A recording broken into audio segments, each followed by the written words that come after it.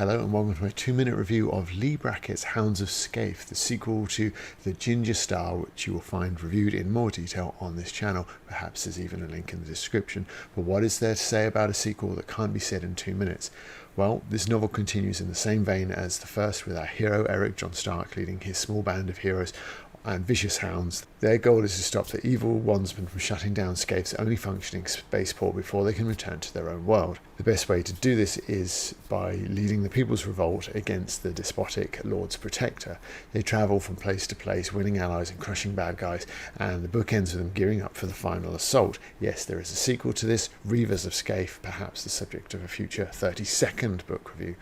Leigh Brackett is a top quality writer. You can watch my other review for the proof, but here, as with the majority of sequels, seems to make less effort across the board. The text is full of smaller pieces of brilliance, but not really anything that matches the inspirational prose of the first. My favourite part is on page 123, where the rabble of the Farers is charging at Stark's hastily gathered force. The mob stream towards them, a flapping, bobbing, grotesque multitude with that single slender form fleeting ahead. There's a real sense of a metre at work here, coupled with alliteration and all sorts going on, that gives this rushing mob its pace and power.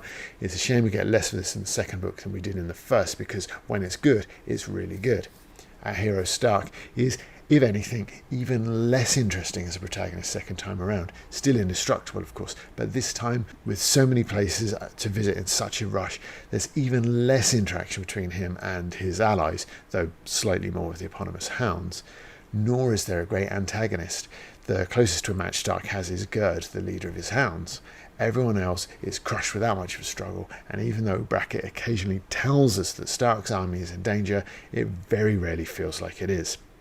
This book is dedicated to Michael Moorcock of Elric fame, and if you like that series, there's a good chance that you'll like this one too. It also owes a debt to Tarzan and John Carter of Mars, so will appeal to fans of Edgar Rice Burroughs. It's not as enjoyable or as well written as the first one, but it is still significantly better than a lot of books in this genre and well worth your time. If you're interested in the series, check out my review of the first book, as that is the best place to start your Leigh Brackett adventure.